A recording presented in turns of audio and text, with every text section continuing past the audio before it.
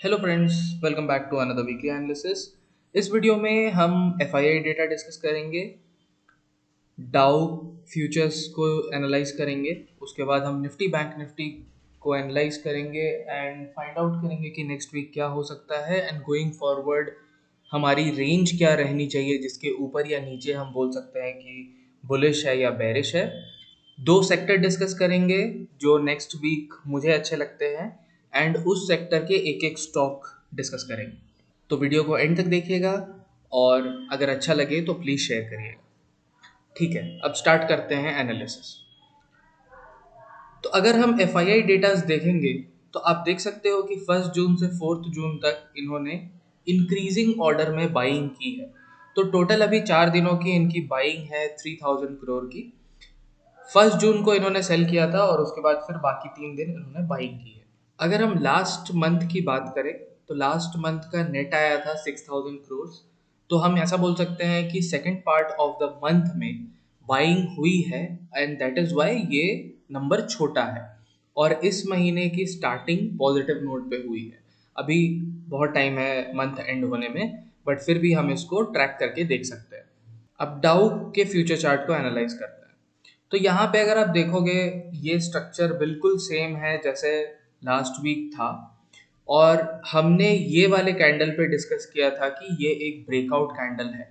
अभी आप देखोगे कि लास्ट वीक ये थोड़ा सा नीचे जाने का कोशिश किया बट इसने क्लोजिंग दी है पहले वाले वीक से ऊपर, विच मीन्स ये अभी भी बुलिश है। और अब यहाँ पे कितना पॉइंट रह गया ऑल टाइम हाई लगाने के लिए? तो ऑल टाइम हाई लगाने के लिए लगभग लगभग 350 पॉइंट्स 340 पॉइंट्स ऐसा रह गया है। 340 350 पॉइंट्स बहुत ही आसान है डाउ के लिए कवर करना। अगर मैं आपको निफ्टी का चार्ट दिखाऊं तो ये निफ्टी का सेम चार्ट है जो हम लोग बार बार डिस्कस कर रहे हैं। This was the previous all time high और ये एक राउंडिंग बॉटम की स्ट्रक्चर बना रहा है इस तरीके से। तो यहाँ पे अभी ऑल टाइम हाई पे एक्टिविटी देखते हैं क्या हुआ। ऑल टाइम हाई के पास आके ये एक बार रुका, फिर एक बड़ी रैली दिया, उसके बाद उसने आके उसको टेस्ट किया और फिर ऊपर जाके ये यहाँ पे एक रेंज में चला गया है। तो निफ्टी के केस में अभी ये पॉजिटिव नोट पे ही है। बात कर लेते हैं नेक्स्ट वीक क्या हो सकता है। तो नेक्स्ट वीक के लिए अगर आप देखोगे एक ये पॉइंट बहुत इंपॉर्टेंट रहेगा जो कि है 15,600। 15,600 के ऊपर 2 दिन की क्लोजिंग आई है। तो 15,600 के नीचे अगर हम निकलते हैं तो फिर एक चांस है कि वापस 15,400 देखने को मिले। लेकिन अगर ये इसी रेंज में घूमता रहता है तो फिर ऐसा कुछ नहीं होगा। ऊपर के साइड पे हमें ब्रेकआउट चाहिए 15,733 प्लस। तो ये एक छोटा रेंज हम समझ सकते हैं। मैं आपको और छोटे टाइम फ्रेम पे दिखाता हूँ। तो अगर हम आवरली चार्ट को देखें तो आप देखोगे ये कंप्लीटली एक रेंज में था। ये एक दिन का प्राइस एक्शन है और ये दूसरे दिन का। तो आप देखोगे फर्स्ट डे पूरा साइड साइड करके रह गया, दूसरे दिन गैप अप खुला बट सेल ऑफ हुआ, लेकिन नीचे कोई फॉलो अप नहीं आई, ये वापस साइड साइड होके रह गया। तो अभी ये रेंज बहुत इंपॉर्टेंट है और ओपनिंग प्राइस सबसे ज्यादा इंपॉर्टेंट है। तो अब मैं कुछ पॉइंट बता रहा हूं, इसको ध्यान से सुनना। अगर हम यहाँ कहीं इस एरिया में फ्लैट खुलते हैं तो फिर यहाँ पे बाइंग हो जाएगी। अगर हम इस एरिया में कहीं पे फ्लैट खुलते हैं या इससे थोड़ा सा नीचे खुलते हैं तो ये सबसे पहले सेल ऑफ होके 15,600 वापस आएगा।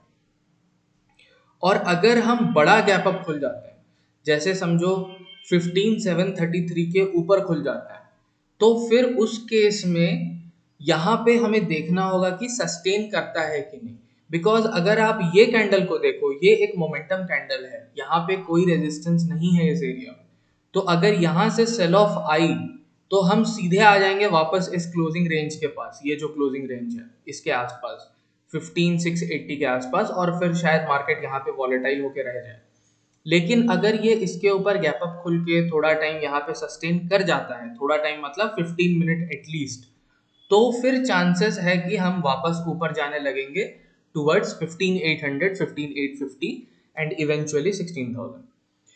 तो ये आप ध्यान रखिएगा निफ्टी में। अब हम बात करते हैं बैंक निफ्टी की। तो बैंक निफ्टी का एनालिसिस जो है हम वीकली चार्ट से स्टार्ट करेंगे बिकॉज ये अपने ऑल टाइम हाई से बहुत दूर है और यहाँ पे अभी भी काफ़ी रेजिस्टेंस है। तो अगर आप देखोगे ये था पिछला ब्रेकआउट पॉइंट, इसने एक छोटा फेक ब्रेकआउट दिया इसके नीचे और फिर ऊपर चला गया। और अभी अगर आप देखोगे तो इसकी जो बैंक निफ्टी की रेंज है वो ब्रॉडली 5000 पॉइंट्स की रेंज है, 32,600 से 37,708।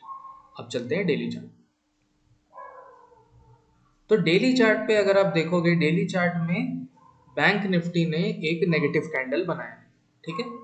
लेकिन हमने ये डिस्कस किया था कि ये था बैंक निफ्टी का ब्रेकडाउन पॉइंट। अगर आप देखोगे यहाँ पे आया, इस लाइन के आसपास इसने होल्ड किया और फिर ब्रेकडाउन किया। इनफैक्ट यहाँ पे भी ये कोशिश कर रहा था इसको होल्ड करने का, and finally it broke down. तो अगर यहाँ पे चेंज ऑफ पोलैरिटी हमें देखना है, चेंज ऑफ पोलैरिटी का मतलब क्या होता है? चेंज ऑफ पोलैरिटी का मतलब हुआ सपोर्ट टर्न्स टू रेजिस्टेंस और रेजिस्टेंस टर्न्स टू सपोर्ट। तो यहाँ पे ये सपोर्ट था, फिर ये रेजिस्टेंस बना, मार्केट यहाँ गया, रेजिस्ट किया, ब्रेकआउट किया और उसके बाद यहाँ पे ये सपोर्ट ले रहा है। अगर आप ये छोटा कैंडल देखो और इस कैंडल को देखो तो यहाँ पे कहीं ना कहीं ये सपोर्ट बन चुका है। तो अब अगर ये ब्रेक होता है तो फिर पहला टारगेट जो होगा वो सीधा आएगा इस लेवल का, इससे पहले नहीं रुकेगा, विच इज 34,300। तो अगर आपको 35,000 के नीचे की क्लोजिंग मिल जाती है डेली बेसिस पे, तो आप 34,300 के लिए शॉर्ट करने का ट्राई कर सकते हो। लेकिन वो भी रिस्की रहेगा, आप अपना स्टॉप लॉस रखें या फिर हेज करके रखें, क्योंकि ओवरऑल ट्रेंड मार्केट का पॉजिटिव ही है। ऊपर साइड पे अगर हम देखें तो ऊपर साइड पे मुझे अभी भी लगता है कि 36,500 पॉसिबल है और उसी रेंज में हम घूम रहे हैं। एंड सेकेंड थिंग इज, अगर मैं नेक्स्ट वीक की बात करूं तो यहाँ पे ओपनिंग हमें चाहिए इसके ऊपर, जो कि है 35,723। अगर हम अब यहाँ पे तीन पॉसिबिलिटीज है, या तो हम गैप डाउन खुल जाए 35,000 के नीचे, तो फिर उस केस में शार्प सेलिंग आ सकती है टुवर्ड्स 34,300। दूसरी पॉसिबिलिटी, हम गैप अप खुल जाए 35,700 के ऊपर, जो कि यहाँ से 500 पॉइंट है। अगर आप क्लोजिंग प्राइस देखो तो 35,300 है, तो ऑलमोस्ट 400-450 पॉइंट्स ऊपर हुआ। तो 35,723 के ऊपर अगर हम खुल जाते हैं तो फिर एक शार्प रैली आ सकती है टुवर्ड्स 36,500। अगर आप ये कैंडल देखो तो ये क्लियरली मोमेंटम कैंडल है, तो यहाँ पे जो प्राइस एक्शन होगा वो भी काफी फास्ट होगा। थर्ड पॉसिबिलिटी है कि हम इसी रेंज में कहीं खुल जाए। तो अगर हम इस रेंज में कहीं खुलेंगे, जो कि है 35,000 से लेके 35,700, 700 पॉइंट्स की रेंज है जो, अगर हम इस रेंज में कहीं पे खुल जाए तो मार्केट वॉलेटाइल होकर यहीं पे घूमता रह जाएगा जब तक कि ऊपर या नीचे ब्रेकआउट ना करे। तो ये तीन पॉसिबिलिटीज आप अपने ध्यान में रखिए। ओपनिंग प्राइस बहुत ज्यादा मैटर करेगा, तो ओपनिंग प्राइस को दोनों के केस में आप अच्छे से देखना। अब डिस्कस करते हैं दो सेक्टर। तो मुझे आईटी सेक्टर वापस बहुत ज़्यादा अच्छा लग रहा है और उसकी रीज़न मैं आपको बताता हूँ। यहाँ पे अगर आप देखोगे तो आईटी में एक कंटिन्यूस रैली आई थी from March low towards this one, that is जनवरी। अब जनवरी से लेके हम मई एंड तक पहुंच गए हैं और अगर आप यहाँ पे देखो तो ये कंसोलिडेट ही कर रहा है। तो ऑलमोस्ट 5 मंथ्स की कंसोलिडेशन हो चुकी है यहाँ पे, और ये कंसोलिडेशन का अब ब्रेकआउट का टाइम आ रहा है ऐसा लग रहा है। अगर आप देखो, ये था पहला ब्रेकआउट अटेम्प्ट, ये सेल ऑफ हो गया, फिर मार्केट यहाँ पे जाके एक छोटा सा रेंज बनाया, then this was the range breakout, and finally ये जो पैटर्न है, जो ट्रायंगल हम इसको कंसिडर कर सकते हैं, उसकी ब्रेकआउट आ सकती है। क्यों आ सकती है? क्योंकि अगर आप क्लोजिंग प्राइस देखो, ये बहुत ज्यादा रेजिस्टेंस के पास है। जब भी क्लोजिंग ऐसे होगा बहुत ज्यादा रेजिस्टेंस के करीब, तो वहां से ब्रेकआउट कराना बहुत आसान हो जाता है। मार्केट यहाँ नीचे से ऊपर जाके ब्रेकआउट दे नहीं पाएगा क्योंकि यहाँ पे हमेशा सेलर्स रहेंगे। लेकिन अगर इसने एक बहुत ज्यादा पास में जाके क्लोजिंग दे दी तो यहाँ से ब्रेकआउट कराना बहुत आसान हो जाता है। इनफैक्ट अगर ये गैप अप खुल जाए 27,176 के ऊपर, तो वो बेस्ट केस सिनेरियो है। उस केस में आईटी में बहुत अच्छी रैली आएगी।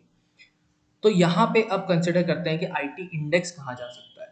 आईटी इंडेक्स 24,250 से 27,170 के रेंज में था, विच इज ऑलमोस्ट 2,900 पॉइंट्स। अगर हम 2,900 पॉइंट्स की बात ऊपर साइड पे करें तो ऑलमोस्ट ऑलमोस्ट आ रहा है 30,000। तो आईटी इंडेक्स 30,000 जा सकता है। अब एक स्टॉक की बात करते हैं जो मुझे इस स्पेस से अच्छा लग रहा है और उसको आप ट्रेड भी कर सकते हैं नेक्स्ट वीक, तो वो है टेक महिंद्रा।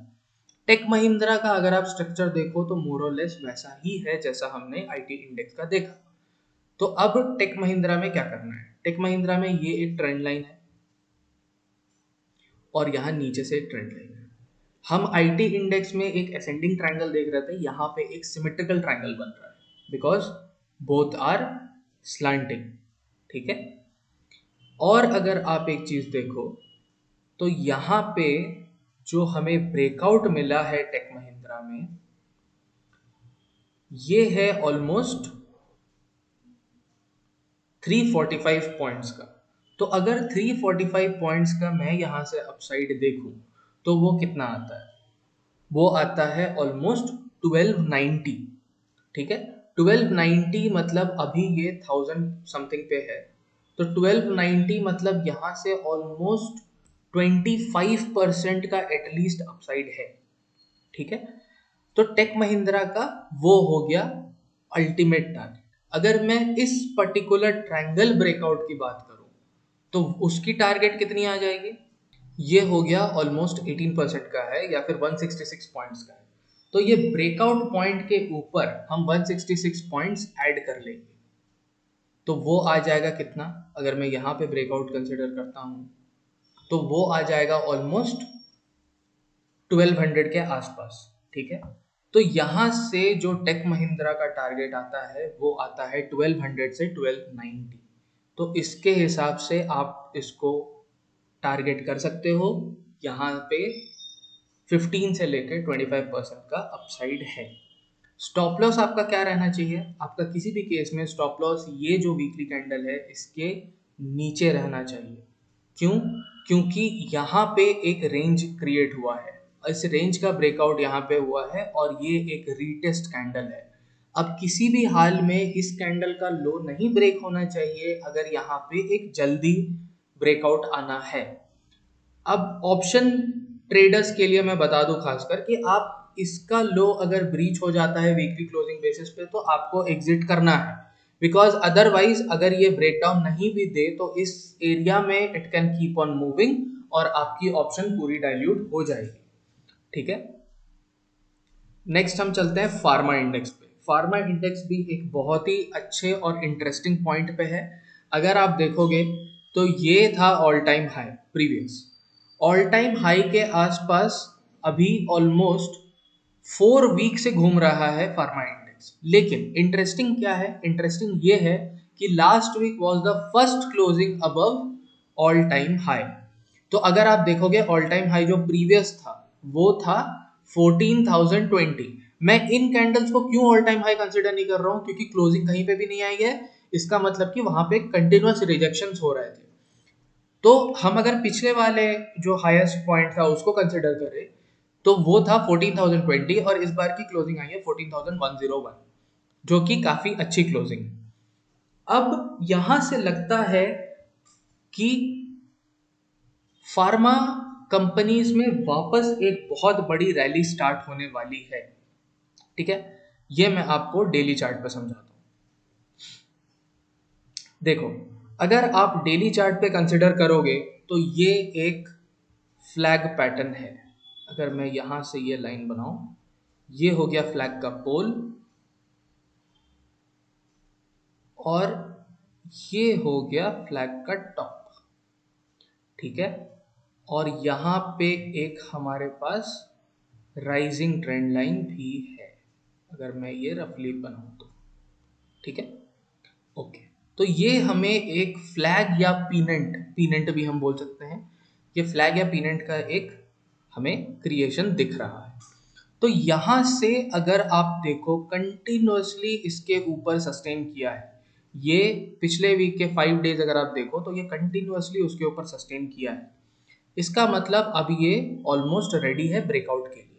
अगर इन एनी केस हम इस कैंडल के नीचे निकलते हैं जो कि है 13,836, तो फिर ये ब्रेकआउट फेलियर कहलाएगा और उसके बाद हो सकता है ये वापस रेंज में जाके फिर ब्रेकआउट दे।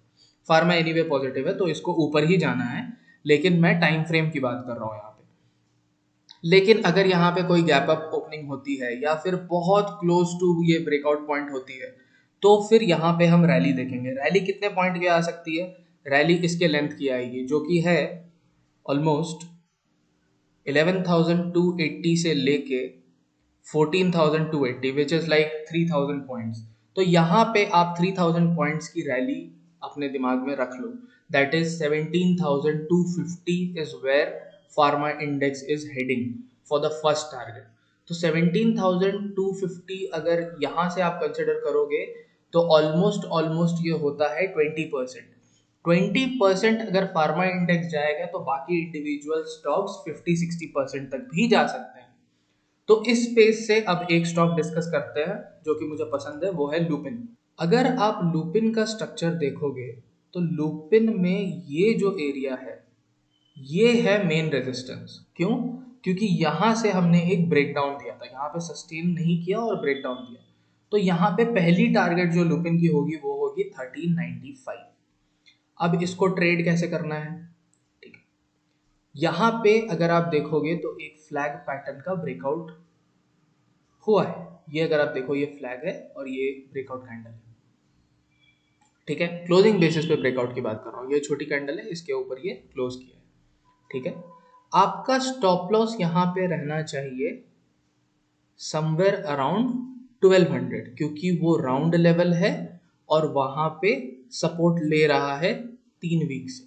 ठीक है, आप यहाँ पे ट्रेड इनिशिएट कर सकते हो अगर पुल बैक आता है नीचे के साइड, या तो फिर आपको ओपनिंग मिलती है ये छोटे कैंडल के ऊपर जो कि है 1237 और 1238, इसके प्लस अगर आपको ओपनिंग मिलती है, या फिर अगर पुल बैक आता है टुवर्ड्स 1200 तो आप एक ट्रेड इनिशिएट कर सकते हो। स्टॉप लॉस आपका वही रहेगा 1200 से लेके 1170 के बीच में, और टारगेट आपका हो जाएगा 1395 टू स्टार्ट। ठीक है, तो ये है 2 पिक्स मेरी तरफ से जो आप नेक्स्ट वीक ट्रेड कर सकते हो। That's all for this video friends, thank you so much.